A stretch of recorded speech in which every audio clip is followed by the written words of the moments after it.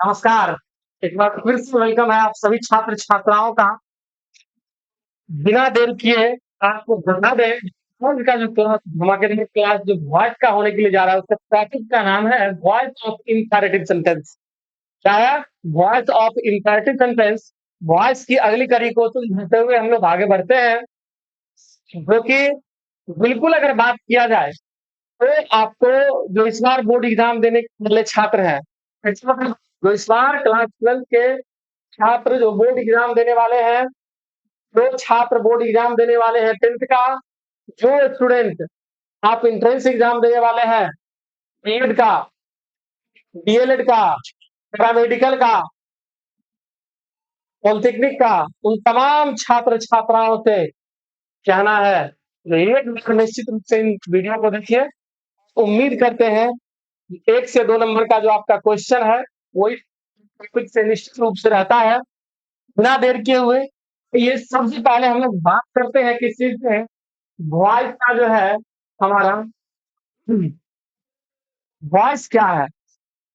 तो मैंने आपको बताया था वॉइस क्रिया का वह रूप है जिसमें यह बोध होता है कि कोई कार्य कर्ता के द्वारा किया गया है या कर्ता पर किया गया है। वॉइस दो प्रकार के होते हैं, एक्टिव वॉइस, पैसिव वॉइस। हम लोगों ने पिछली कड़ी में बहुत सारे वीडियो आज डे 5 है शायद, कितना डे है जी? डे 5 वॉइस का। ये आपका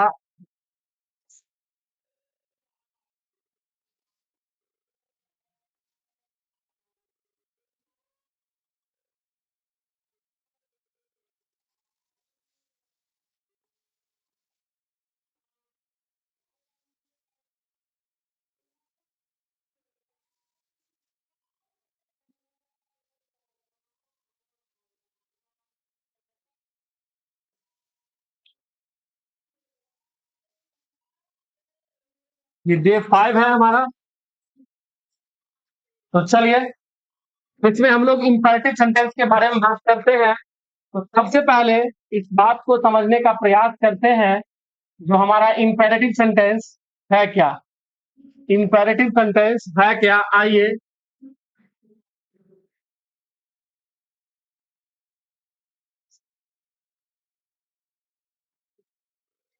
इम्पेरेटिव सेंटेंस इसका मतलब होता है आज्ञा बोधक वाक्य। इम्पेरेटिव सेंटेंस का हिंदी अर्थ क्या होता है? आज्ञा बोधक वाक्य। आप शॉर्टकट में वैसे कह सकते हैं the sentence which shows order,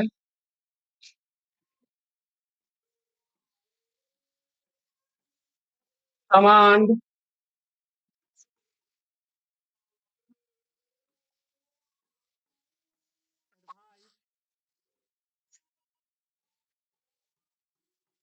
request,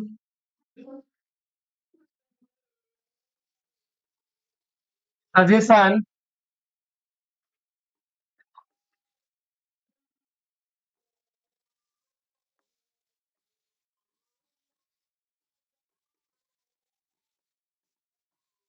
prohibition, etc. is called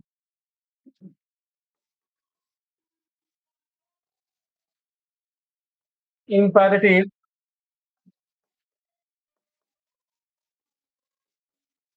sentence। यानी कि कहने का मतलब आप कह सकते हैं जो वैसे सेंटेंस, वैसा वैसा सेंटेंस जिससे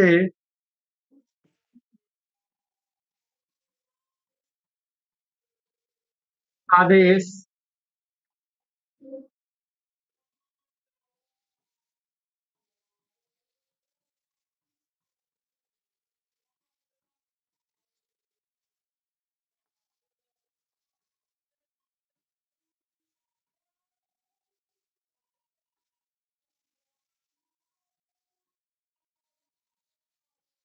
सुझाव,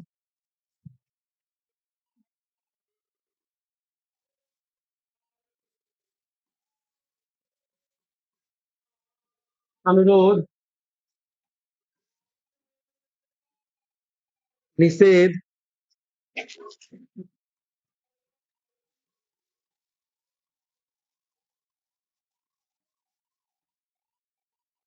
का बोध होता है।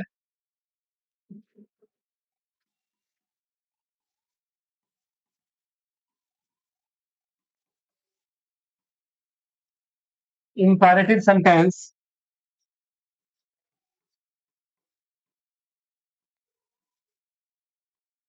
कहलाता है। वाचा सेंटेंस जिससे आदेश, सलाह, सुझाव, अनुरोध, निर्देश, निषेध का बोध होता है, ठीक है, इंपैरेटिव सेंटेंस कहलाता है। दूसरे शब्दों में आप कह सकते हैं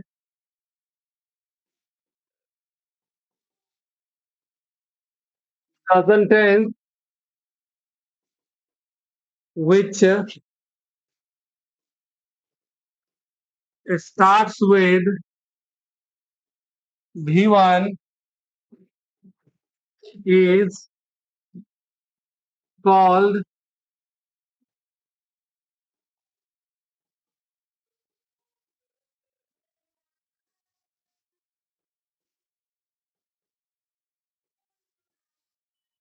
imperative sentence. The sentence which starts with V1 is called imperative sentence. यानी एक लाइन बाल बच्चों के लिए आप कह सकते हैं जो वाता सेंटेंस, वाता वाता सेंटेंस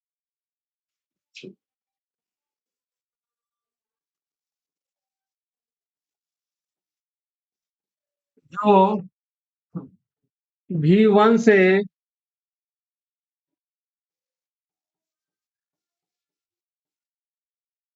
वाता सेंटेंस जो V1 से प्रारंभ होता है,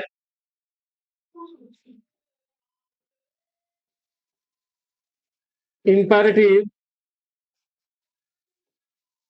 sentence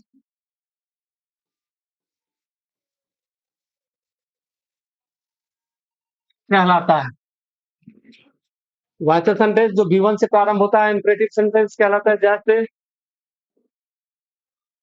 bring a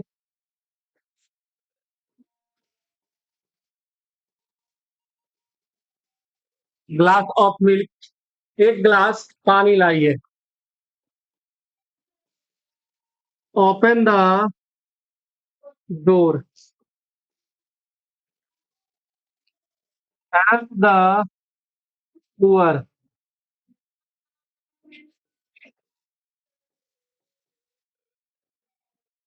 clean the car,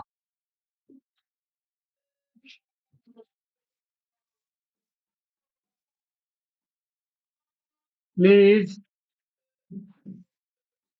help me,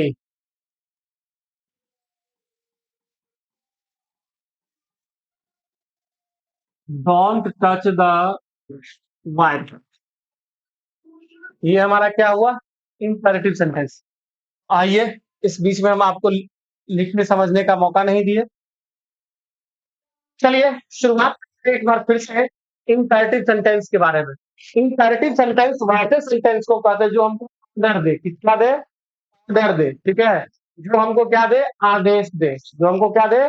आदेश दे। जो हमको ऑर्डर दे, ऑर्डर का मतलब आदेश ही होता है जो कमांड दे, ठीक है। जो रिक्वेस्ट करे, जिससे अनुरोध का बोध हो।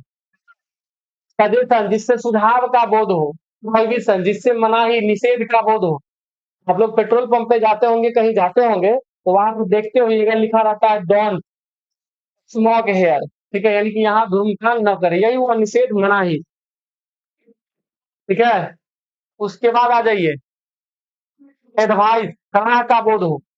तो ऐसा सेंटेंस जिससे अनुरोध का बोध होता है, सलाह का बोध होता है। अनुरोध का बोध हो, सलाह का बोध हो, निषेध का बोध हो, आदेश का बोध हो, कमांड का बोध हो, इसको हम क्या कहते हैं? इंपेरेटिव सेंटेंस कहते हैं, ठीक है।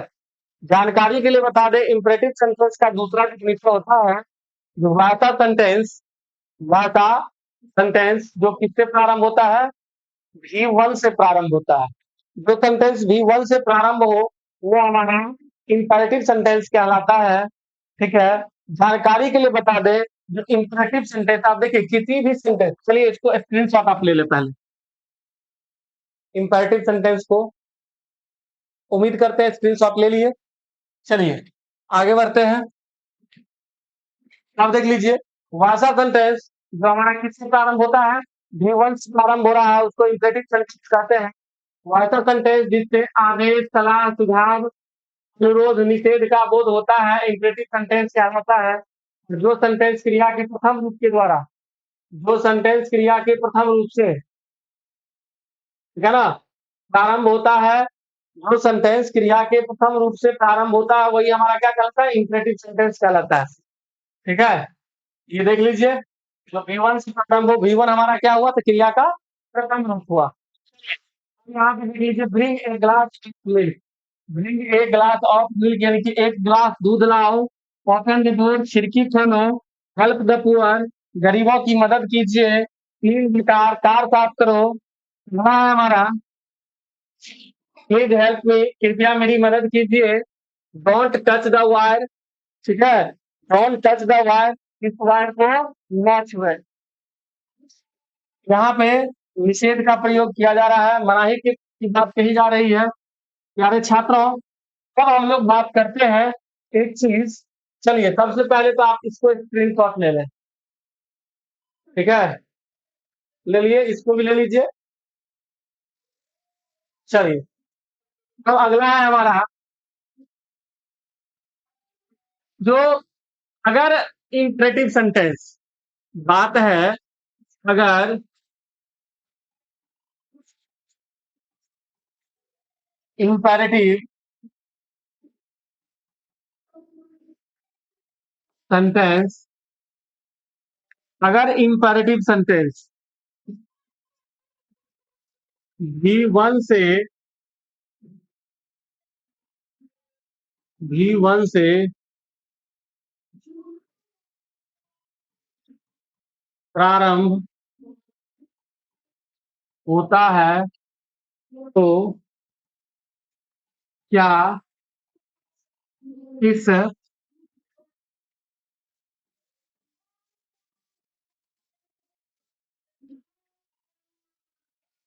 सेंटेंस में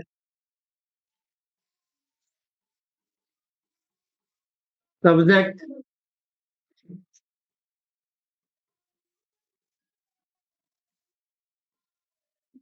नहीं होता है? ये हमारा एक प्रश्न रहा कि क्या इंपरेटिव सेंटेंस V1 से यदि प्रारंभ होता है तो इसका सब्जेक्ट, क्या इसके पास सब्जेक्ट नहीं रहता, सब्जेक्ट होता है या नहीं होता है? क्योंकि किसी भी सेंटेंस के लिए आपको सब्जेक्ट चाहिए, वर्ब चाहिए, ऑब्जेक्ट चाहिए, लेकिन इंपरेटिव सेंटेंस जो है, इंपरेटिव, इसका स्ट्रक्चर होता है V1 प्लस ऑब्जेक्ट। इसका स्ट्रक्चर क्या होता है, V1 प्लस ऑब्जेक्ट। तो सर ये सब्जेक्ट कहाँ पे है, ठीक है, तो बाबू जानकारी के लिए बता दें, जो इंपरेटिव सेंटेंस में जो होता है, इंपरेटिव सेंटेंस में सब्जेक्ट यू जो सेकंड पर्सन का है, ठीक है, ये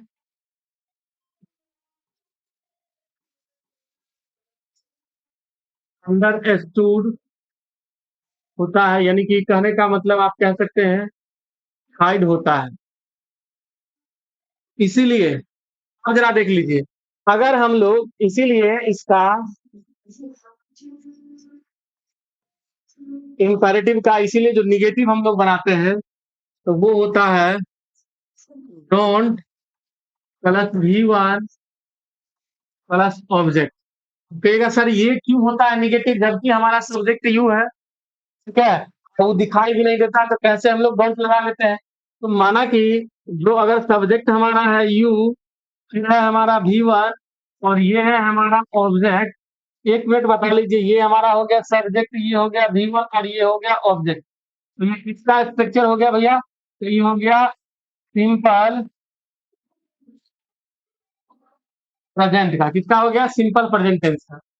अब एक बात देखिए, इसके निगेटिव में हम लोग जाते हैं। किस में जाते हैं? सिंपल प्रेजेंट टेंस, यानी कि subject plus V1 plus object. ये हमारा अगर अफर्मेटिव हो गया, ठीक है, तो इसकी निगेटिव के यहाँ पहुंचते हैं तो ये कहता है भैया subject plus don't plus V1 plus किसका प्रयोग करेंगे? ऑब्जेक्ट का प्रयोग करेंगे। तो यहाँ भी सब्जेक्ट को आप क्या कर दीजिए? हाइड कर दीजिए। इसीलिए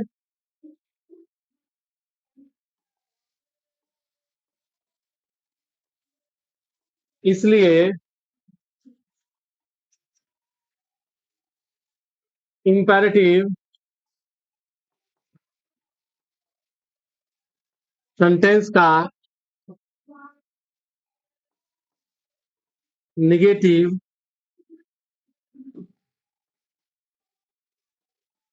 don plus V1 plus object होता है। इसीलिए डॉन्ट प्लस V1 प्लस क्या होता है? ऑब्जेक्ट होता है।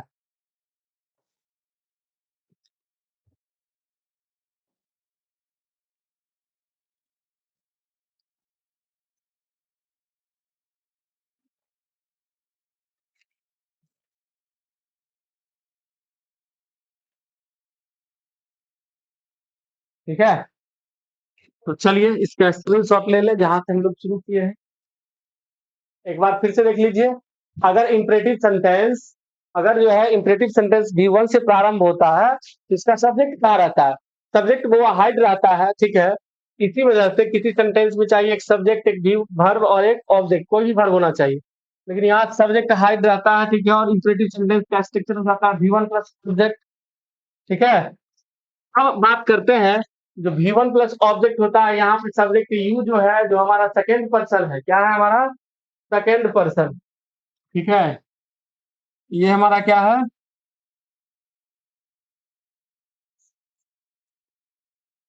Second person. ये हमारा अंडरस्टूड होता है, हाइड होता है। इसमें हम लोग क्या करते हैं? डोंट लगा करके, कौन सी लगा करके? डोंट प्लस V1 लगा करके इसका हम लोग निगेटिव बनाते हैं, ठीक है।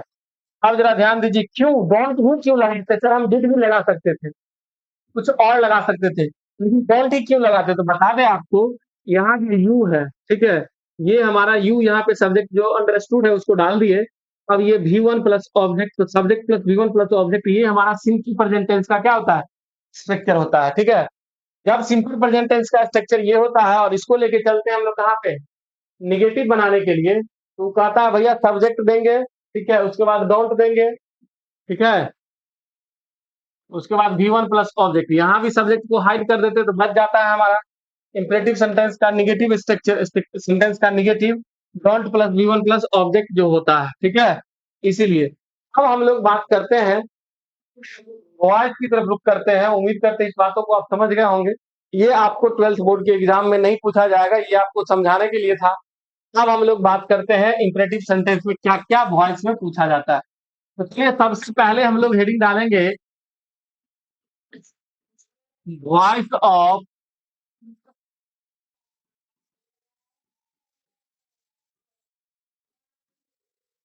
imperative,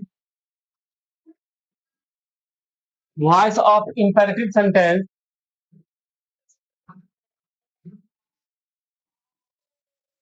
expressing ऑर्डर या कमांड। प्यारे बच्चों जरा ध्यान दीजिएगा, मैंने आपको बताया जो वॉइस ऑफ, भी जो हम लोग पढ़ने के लिए जा रहे हैं, वो है हमारा वॉइस ऑफ इंपेरेटिव सेंटेंस का। कौन सी है? Voice of imperative sentence expressing order, यानी कि ऑर्डर या कमांड को, ऑर्डर या कमांड को एक्सप्रेस करने वाला, ऑर्डर या कमांड को एक्सप्रेस करने वाला जो हमारा वॉइस है, ठीक है, वो, उसका हम लोग क्या करते हैं? आज बेसिक वॉइस बनाना सीखेंगे, ठीक है। Voice of imperative sentence expressing order या कमांड, यानी कि ऑर्डर या कमांड वाला जो है सेंटेंस, उसको आज हम लोग बेसिक वॉइस बनाएंगे जो इंपरेटिव सेंटेंस ऑर्डर दे रहा है। देखिए कुछ खास नहीं हमारा, एक बात ध्यान रखिए, वॉइस है तो दो चीज होवे करेगा, एक एक्टिव दूसरा पेसिव। एक्टिव हमारा क्या हो जाएगा, तो एक्टिव होगा V1 प्लस ऑब्जेक्ट। अब इसका पेसिव जरा ध्यान दीजिए, नियम कहता है, पेसिव का नियम कहता है सबसे पहले आप लेट को बुलाइए, लेट को, उसके बाद लेट रखिए, उसके बाद ऑब्जेक्ट दीजिए, फिर बी का प्रयोग कीजिए क्योंकि V1 का दोस्त बी, उसके बाद V3 का प्रयोग कीजिए। ठीक है, बात खत्म। सबसे पहले आप क्या लाइए, लेट को लगाइए अगर ऑर्डर दे रहा है तो। ठीक है, उसके बाद आप ऑब्जेक्ट को लगाइए, ऑब्जेक्ट को बुला लीजिए, और V1 का दोस्त हमारा होता है बी से मान, तो बी यहाँ पे रखना है केवल, और V1 किस में बदल देना है, V3 में बदल देना। आपको बताते हैं इसका ट्रिक। ठीक है, ट्रिक देखिए बड़ा ही शानदार है। हमने आपको बताया अगर आपको अंग्रेजी सीखना है और वो भी ट्रिकी मेथड से, कहीं और भटकने की जरूरत नहीं है, या तो आप ऑनलाइन आइए या ऑफलाइन आइए, लेकिन पढ़िए अंग्रेजी कुमार सर के साथ। ट्रिक का भरमार जो आपको कभी भी अंग्रेजी को एकदम बिल्कुल आसान बना देगा, कभी भी आपको क्या ये समझिए बर्डन आने ही नहीं देगा।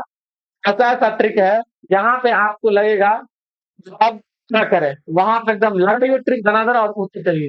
जैसा कि अभी देखिए हमने बताया एक्सप्रेसिंग ऑर्डर, यहाँ पे एक मिनट स्लाइड पीछे देख लेते हैं। एक्टिव हमारा हो गया V1 प्लस ऑब्जेक्ट, पैसिव हो जाएगा let plus object plus be plus V3। इसका जरा ध्यान दीजिएगा, जैसे कि एग्जाम्पल में हम यहाँ पे कह सकते हैं ओपन द डोर, तो इसको हम बनाएंगे तो क्या हो जाएगा, let the door be, OPENED, let the door be open. अब इसी को आइए हम लोग किसके माध्यम से देखते हैं, अब हम लोग इसको ट्रिक के माध्यम से देखते हैं। ठीक है, तो ट्रिक के लिए सबसे आसान, अगर कोई आपको ऑर्डर दे, यदि आपको कोई आया ऑर्डर दे, पति है चल let जाए, सबसे पहले क्या कर दिए, नेट लगा दिए। एक बार की बात है, एक हॉस्पिटल गए थे, ठीक है, हम भी चक्कर काट रहे हैं साथ साथ। अब वहां पे जाने के बाद एक बात पता चला, जो देखे बहुत सारे लोग हैं जो पैरवी कर रहे हैं, और कुछ लोग जो है वो डॉक्टर साहब को एकदम पूरा अपना नियम कानून पढ़ा रहे हैं, ऑर्डर पे ऑर्डर दे रहे हैं। तो डॉक्टर साहब बोले क्या, बहुत ऑर्डर दे रहा है, अच्छा इसका काम जल्दी में थोड़ा सा निपटाना पड़ेगा। उसको बुलाए जो ऑर्डर दे रहा था, उसको है यहाँ पे लेटो। ठीक है, लेटा, लेटने के लिए बोले, नहीं लेटा, है आओ इधर, पेशेंट को पकड़ के लाया, लेटवा दिया, पहले लेट तब पेशेंट। ठीक है, और उसको कह दिया बे, बोले ये तो लगता है कि हमारे काम का चीज, हाँ काम कर गया, चलेगा ये वॉइस के ठीक है वाले नियम में। ऑर्डर हो तो let be, let dash way plus V3। तो इसका ट्रिक है, अच्छा ट्रिक ही बता रहे थे ना, तो ट्रिक है हमारा,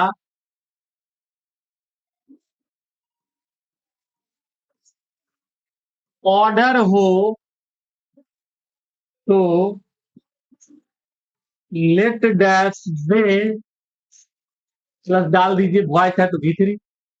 ठीक है, यानी कि ऑर्डर हो तो लेट वे, ऑर्डर हो तो लेट वे। अब आइए एग्जांपल हम आपको बताते हैं, इससे चलते हैं। कहना है bring a glass of water, bring a glass of water, इसको हम लोग पेसिव में बदलेंगे तो क्या हो जाएगा, इसको जैसे ही हम लोग पेसिव में बदलेंगे, तो सबसे पहले आपको क्या लगाना है, ऑर्डर हो तो लेट में, हम क्या लाइए, ऑब्जेक्ट को बुलाइए, तो ऑब्जेक्ट हमारा क्या है, glass of water, glass of water भी, BROUGH, ब्राउट। ठीक है, अब देख लीजिए, हम कहेंगे राइट अ लेटर एक पत्र लिखिए, तो इसका क्या हो जाएगा? Let a letter be, WRITTEN, written. Let a letter be written. अगला क्वेश्चन देखिए इस पे, do this work. Do this work क्या हो जाएगा? डू दिस वर्क, इस वर्क को ऑर्डर लग रहा है, हो जाएगा let this work be done. Let this work be done. अगला है, अगला प्रश्न देखते हैं। मान लीजिए switch on the radio, SWITCH, switch on the RADIO। हमने बताया आपको ट्रिक कौन सी, ऑर्डर हो तो लेट में, तो सबसे पहले लेट को लगाइए, ऑब्जेक्ट बुलाइए, द RADIO, रेडियो। उसके बाद बी लगाना है, लेट ऑब्जेक्ट बी, सब अब वितरित, SWITCHED, switched on, switched on. अगला है डोंट प्लक द फ्लावर। एक क्वेश्चन और देते हैं, डोंट प्लक द फ्लावर। इसको हम लोग क्या करेंगे, डोंट को हटा देंगे और 3 नंबर में नोट लगा देंगे। जब डोंट से प्रारंभ हो तो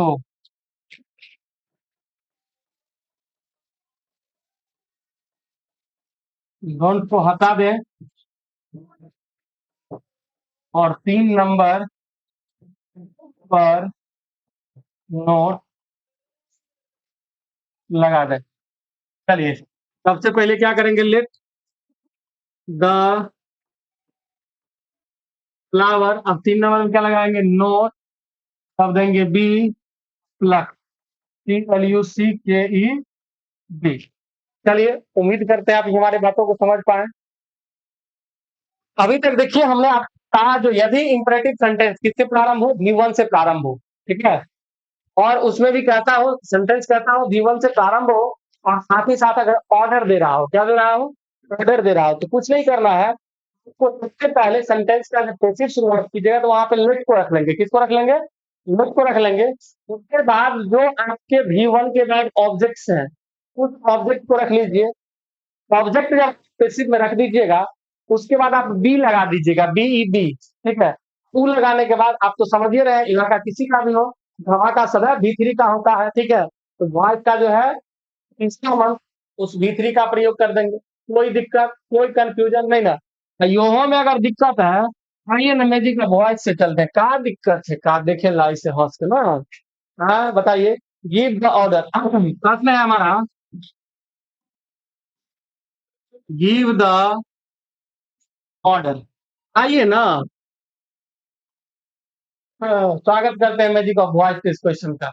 सबसे पहले तो आप इंपरेटिव सेंटेंस है, इसीलिए हम आपको लेट कर देंगे, ठीक है। बड़ा ताबड़तोड़ सब्जेक्ट को छोड़ करके थोड़ा सा लेट लीजिए। अब दूसरा नंबर क्या, सबसे पहला हमारा क्या है, एक्टिव के ऑब्जेक्ट को पैसिव में सब्जेक्ट के रूप में लिखिए, द ऑर्डर। दूसरा नियम क्या है, क्रिया के रूप के अनुसार जब भी मिक्सर का प्रयोग करें तो V1 का, तो यहाँ पे भी प्रयोग करेंगे।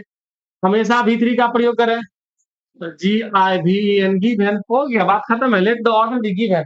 आपको मैंने इंपरेटिव सेंटेंस का, ठीक है, सॉल्यूशन निकालना, उसको सॉल्व करना हम 3 तरीका से बताएं। एक आपका एक्टिव टू पैसिव स्ट्रक्चर से, दूसरा ट्रिक से, तीसरा जो है हमारा वो किससे, वही मैजिक ऑफ वॉइस से। फिर वही दिल लाया हूं, जहां से चले थे वहीं पे आया हूं, मैजिक ऑफ वॉइस को लेकर आया हूं। चलिए, अब हम लोग बात करते हैं अगली कड़ी में।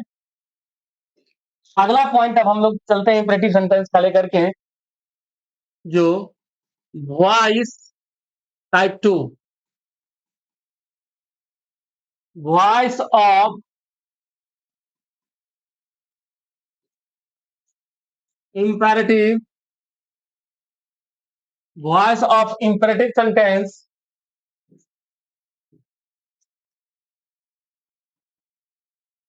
expressing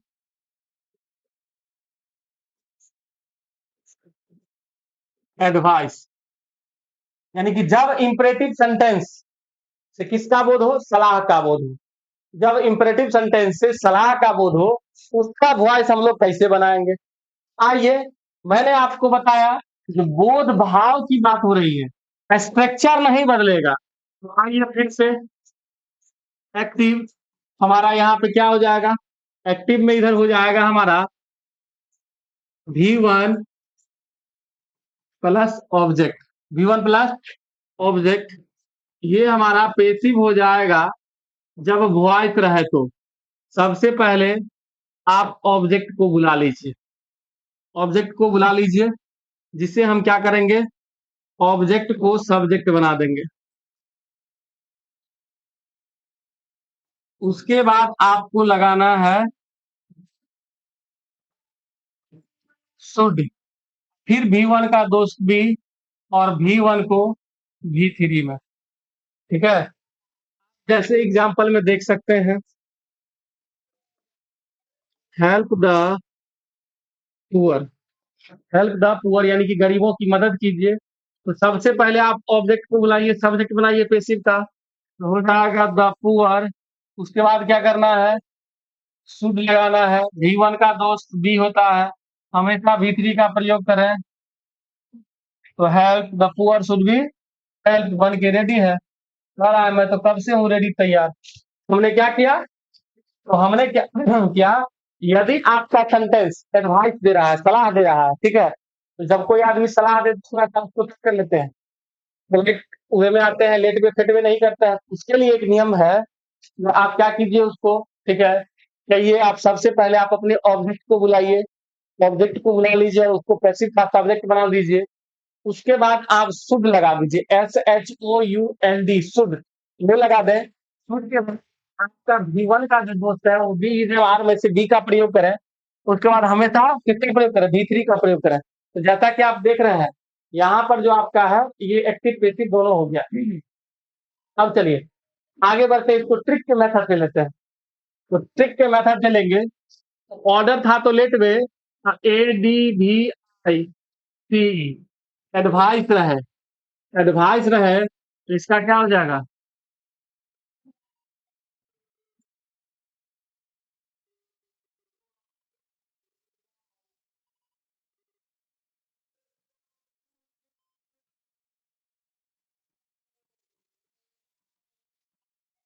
हो जाएगा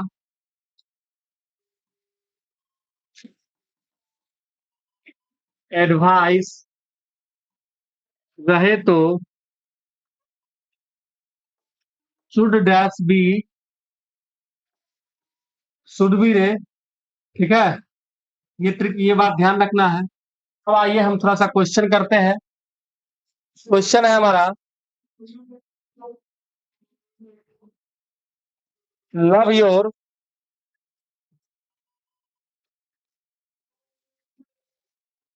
love your country, love your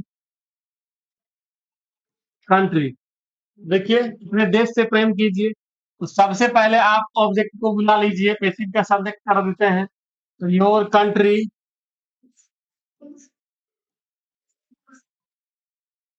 should be, love का V3 लव। अगला क्वेश्चन है, एक मेडिसिन इन टाइम। अब यहाँ पे देखिए हमने क्या कहा, कि सबसे पहले आप एक्टिव के ऑब्जेक्ट को लाइए, तो MEDICINE मेडिसिन, क्या लगाना है नियम से, शुड बी। ठीक है, उसके बाद V3 TAKEN टेकन। ठीक है, अब जो बच गया उसको उतार दीजिए। टाइम, देख रहे हैं यहाँ पे कुछ नहीं कर रहा है, सबसे पहले क्या कर रहा है, ऑब्जेक्ट को, यानी जो एक्टिव का ऑब्जेक्ट है उसको पहले नियम के अनुसार सब्जेक्ट बना लेते हैं।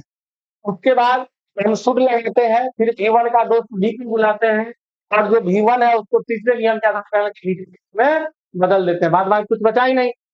चलिए एक और क्वेश्चन मैं आपको बता दूं। Help the poor, sorry help the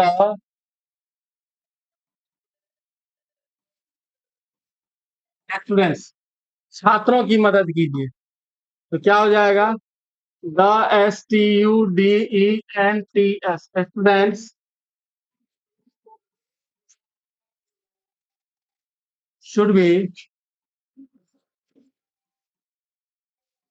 help. हम लोग देख सकते हैं एक चीज और, नोट समझ लीजिए पहले। यदि तो वाक्य का भाव से ऑर्डर या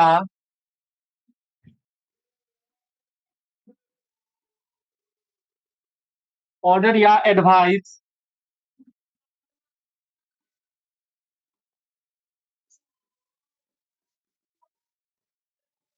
का हो, यानी कि ऑर्डर या एडवाइस का, एक मिनट, यदि आपको वाक्य के भाव से ऑर्डर या एडवाइस का पता न चले कि वाक्य क्या भाव दे क्या भाव दे रहा है, तो आप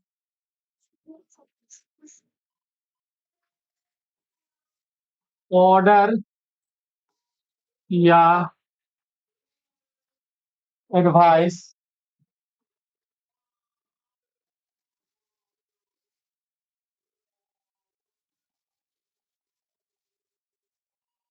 एडवाइस में से किसी भी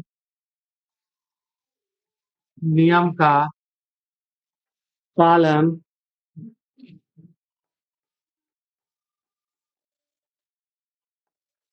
कर सकते हैं। यानी कुल मिला के बात यदि कहा जाए, तो यदि किसी वाक्य के भाव को, मैंने किसी वाक्य को देखे जो V1 से हमारा प्रारंभ है, ठीक है, लेकिन ये बात की खुलासा नहीं हो रही है, जो वाक्य जो है हमारा वो क्या है, वो हमारा क्या हो रहा है, जो ऑर्डर है या एडवाइस है, क्या है, ऑर्डर है या एडवाइस है। तो ये ऑर्डर रहे फिर भी या एडवाइस रहे फिर भी नहीं है, इसका जो मन करे, ठीक है, ऑर्डर वाले नियम का को लागू करके बेसिक बनाना तो वो स्टैक बना दीजिए, नहीं आपको मन करेगा जो एडवांस को लगा तो वो बना दीजिए। लेकिन प्रयास ये रहे तो ज्यादातर वाक्य के भाव को आप, मतलब वाक्य के भाव से आपको पता चल जाएगा कि ऑर्डर है या एडवाइस है। तो चलिए तो स्टार्ट करते हैं हम लोग अगली कड़ी में, करते हैं। अगला टॉपिक है वॉइस का टाइप 3 ईटिंग इंपरेटिव सेंटेंस का टाइप 3। वो क्या है? तो वो है हमारा voice of imperative, voice of imperative sentence, voice of imperative sentence expressing request, voice of imperative sentence expressing request। जब imperative sentence से रिक्वेस्ट का बोध हो, ठीक है, इसका एक्टिव थोड़ा बदल जाता है। वाक्य के प्रारंभ में या तो प्लीज रहेगा या फिर काइंडली रहेगा। उसके बाद इंपरेटिव सेंटेंस का तो समझ ही रहे हैं, वही स्ट्रक्चर V1 प्लस दैट। तो इसको हम लोग पैसिव में क्या करते हैं, तो जरा ध्यान दीजिए, ये जो प्लीज या काइंडली है इसको रिमूव कर देते हैं और इसके बदले में लिखते हैं यू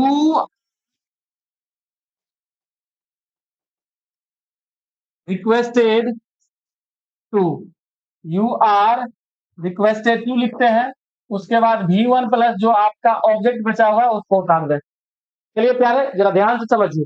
यदि आपका इंपरेटिव सेंटेंस जो है प्लीज या काइंडली से प्रारंभ हो, प्लीज या काइंडली के बाद कैसे समझेंगे जो ये हमारा इंपरेटिव सेंटेंस है, तो ये जो है ना हमारा V1 के बाद, प्लीज या काइंडली के बाद हमारा V1 लगा रहेगा। क्या लगा रहेगा? V1। प्लीज या काइंडली के बाद हमारा V1 लगा रहेगा। प्लीज या काइंडली के बाद यदि V1 प्लस ऑब्जेक्ट है तो समझ लेना है इंपरेटिव सेंटेंस तो है ही है, लेकिन ये किसका बोध कर रहा है? तो रिक्वेस्ट का बोध कर रहा है। किसका बोध कर रहा है? रिक्वेस्ट का। घबराने की बात नहीं है बिल्कुल भी। करना क्या है, वो या काइंडली को कहना है बुआ तू साइड हो जाओ। क्या हो जाए? साइड हो जाओ। तो वहां के बदले किसी और को लाते हैं तो कहेगा किसको? हम कहेंगे हम बुलाएंगे यू आर रिक्वेस्टेड को। किसको बुलाएंगे? यू आर रिक्वेस्टेड टू को। जैसे ही यू आर रिक्वेस्टेड टू लिख दीजिए और उसके बाद जो बचेगा उसको उतार दीजिए। तो इसका ट्रिक है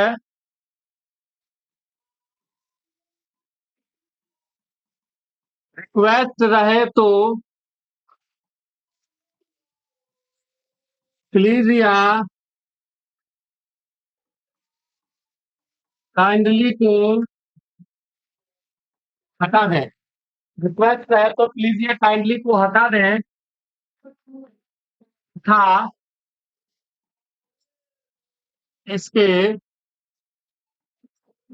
बदले पैसिव में यू आर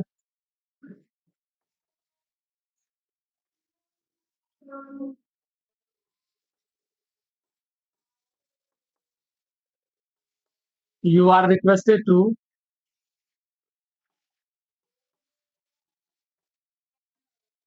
लगा दें। ये तो हम स्टेटमेंट तरीके से लिख दिए, लेकिन जैसे ही आपको पता चले जो हमारा जो सेंटेंस है वो कैसा है, कंपैरेटिव सेंटेंस है, तो वो भी रिक्वेस्ट का विरोध कर रहा है, तो कुछ नहीं करेंगे, प्लीज या काइंडली को हटा देंगे और उसके बदले में यू आर रिक्वेस्टेड टू लगा करें। बाद बाकी जो है उसको जो पाता है उसको मुझे पढ़ने वाला नहीं है। तो आइए क्वेश्चंस को देखते हैं। Please help me. प्लीज को हटाएंगे, इसके बदले क्या लिखेंगे? You are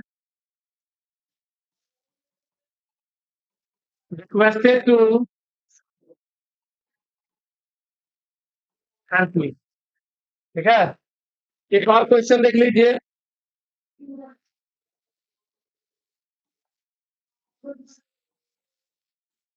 kindly post the letter. क्या हो जाएगा? हटाएंगे काइंडली को, इसके बदले में लिखेंगे you are requested to post the letter. तो आपने देखा प्यारे छात्रों, हमने क्या किया काइंडली को हटा दिया, उसके बदले में मैंने लिखा यू आर रिक्वेस्टेड टू। उसके बाद क्या है हमारा? पोस्ट द लेटर है ना, कि पोस्ट द लेटर हम कर लिए कर लिए। कोई कोई कंफ्यूजन उम्मीद करते हैं नहीं होना चाहिए। चलिए अब आगे हम लोग बढ़ते हैं। Work of imperative sentence with let. अब हम लोग बात करते हैं किसका?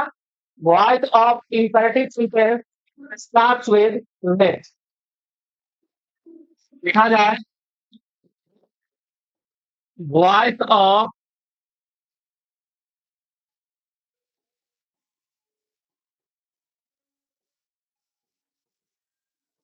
Imperative sentence starts with let. यानी कि लेट से प्रारंभ होने वाले इंपैरेटिव सेंटेंस का वॉइस लेट से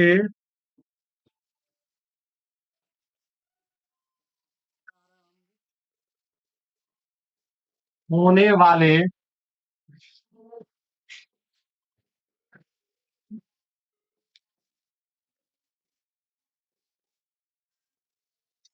इंपैरेटिव सेंटेंस का वॉइस। भैया आइए एक्टिव क्या करते हैं?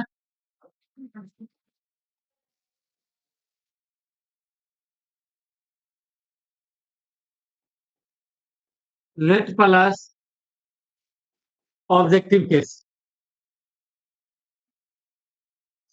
उसके बाद V1 प्लस ऑब्जेक्ट।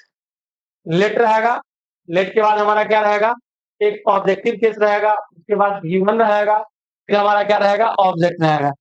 कुछ मत करना है, पेसिव में हम इसको लगाएंगे तो पेसिव में लिखेंगे लेट को लेट ही रहने दें। ठीक है, ये हमारा ओसी हो गया, यानी कि जिसको हम लोग ओ सिक्स O1 के नाम से जानते हैं, जो हमारा ऑब्जेक्टिव केस होता है, और ये हमारा O2 हो गया। तो लेट के बाद जो है आप O2 को बुलाइए, बी लगा दीजिए, V1 को V3 में बदल कर, ठीक है, बाय लगा करके O1 को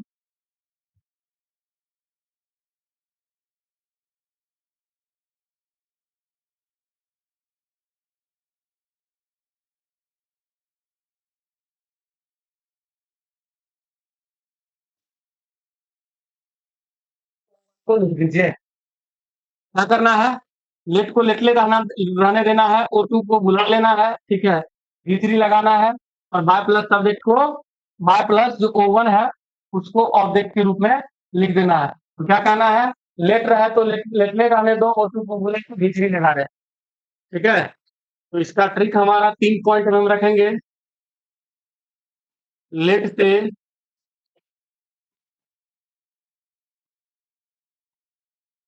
प्रारंभ हो तो, ठीक है ना, लेट को, पहला स्टेप लेट को लेट ही रहने दें। दूसरा, O2 को बुला दें। तीसरा, V लगाकर V1 को V3 में बदल दें। चौथा, बाय लगाकर O1 को V3 के बाद रखें। मैंने आपको क्या बताया, जो लेट से यदि प्रारंभ हो, किससे प्रारंभ हो, लेट से यदि प्रारंभ हो, तो लेट के बाद निश्चित रूप से लेट जो हमारा जो है वो ऑब्जेक्टिव केस लेता है। लेट हमारा ऑब्जेक्टिव केस लेता है, तो लेट के बाद एक हमारा ऑब्जेक्टिव केस रहेगा, ठीक है, वो हमारा आई हो सकता है, ही हो सकता है, ही हो सकता है, दोनों हो सकता है, जो कुछ भी रहे। उसके बाद ये हो सकता है, यानी कि जो कुछ भी रहे, V1 प्लस ऑब्जेक्ट है। लेट से प्रारंभ होने वाले जो इंटरेक्टिव सेंटेंस जैसे ही लेट कीजिएगा तो अपने वो लेगा ही लेगा। तो हम भी क्या किए, लेट को प्रारंभ में लेट ही रहने दें, लेट से प्रारंभ हो तो, ठीक है ना, नियम कह रहा है लेट से प्रारंभ हो तो लेट को लेट ही रहने दें, O2 को बुला लें। ठीक है, उसके बाद बी को बी लगाकर V1 को V3 में बदल दें, और बाय लगाकर सब्जेक्ट को कितने करें, ऑब्जेक्ट के रूप में लिखे, सॉरी बाय लगा करके O1 को V3 के बाद लिखे। अब देखिए क्वेश्चन है हमारा, let him do this, let him do this, कुछ नहीं करेंगे, लेट को लेट ले रहने दीजिए, O2 को बुलाइए, let this B done,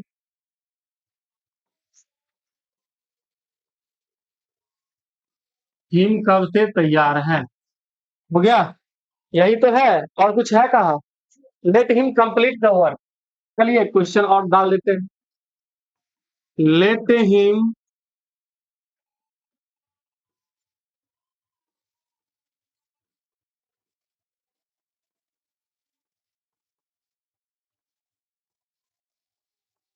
let him complete the work. क्या हो जाएगा बुआ, लेट द वर्क बी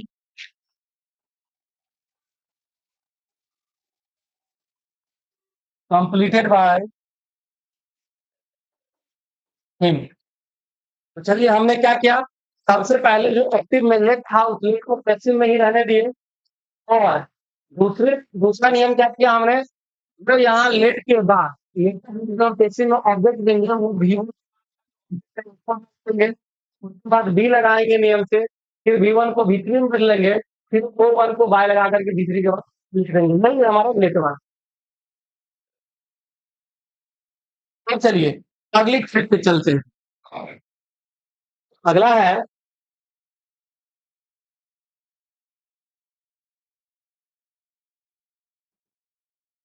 अगला टाइप है वॉइस ऑफ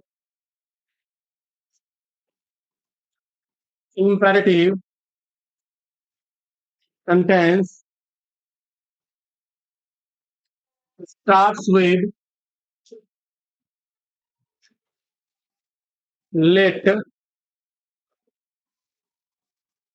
expressing proposal या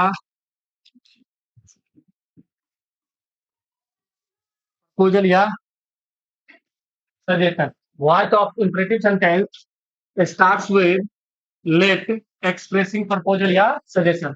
प्रपोजल या सजेशन मैंने लेट से प्रारंभ हो, बाय सेंटेंस, ठीक है, हमारा किससे प्रारंभ हो, लेट से प्रारंभ हो, और वो क्या करे, प्रपोजल दे, यानी प्रस्ताव दे या सुझाव दे, ठीक है। ऐसे में एक्टिव हमारा होगा लेट प्लस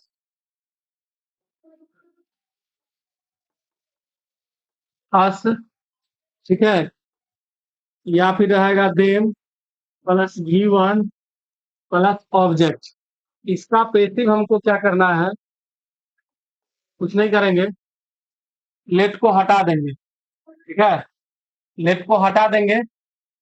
सबसे पहले लिखेंगे इट इज सजेस्टेड, अब जो है इस अर्थ के बदले, ठीक है, चलिए इस बस को यहाँ से पहले फिलहाल हटा देते हैं।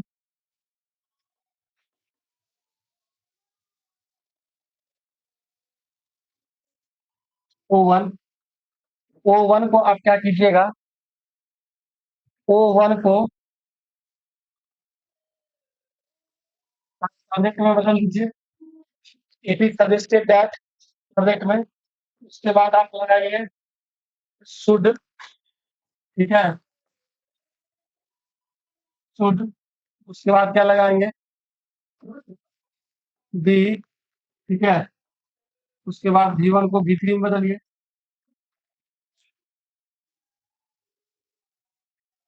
और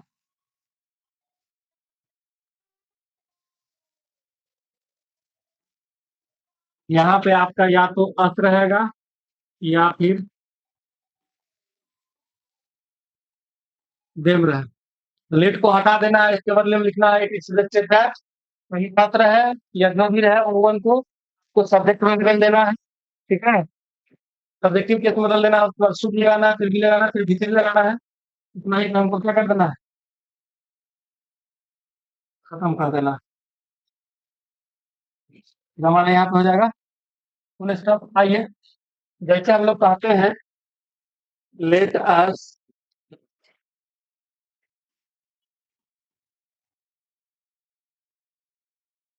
डांस टुगेदर, लेट को हटाएंगे, इसके बदले में लिखेंगे इट इज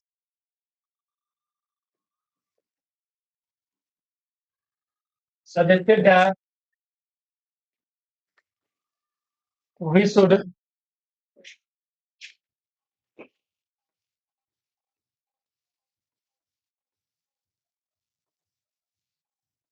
डांस टुगेदर। अब ये हमारा कंप्लीट हो गया। तो हम लोग बात करते हैं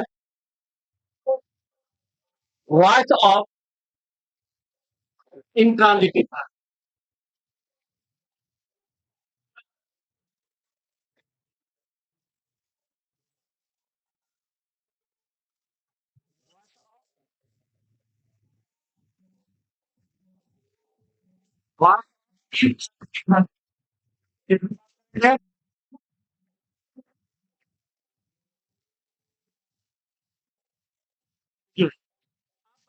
वॉइस ऑफ इंट्रांजिटिव में एक पूछा करते हैं the verb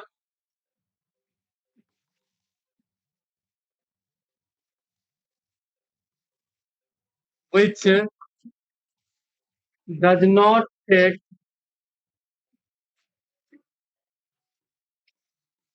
any object is called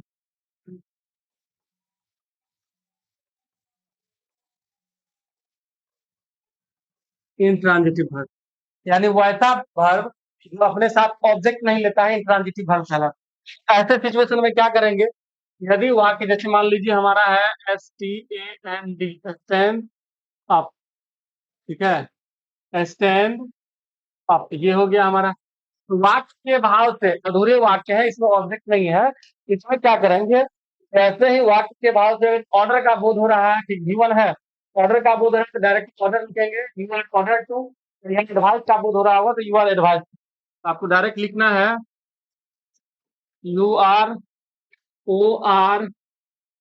चलिए,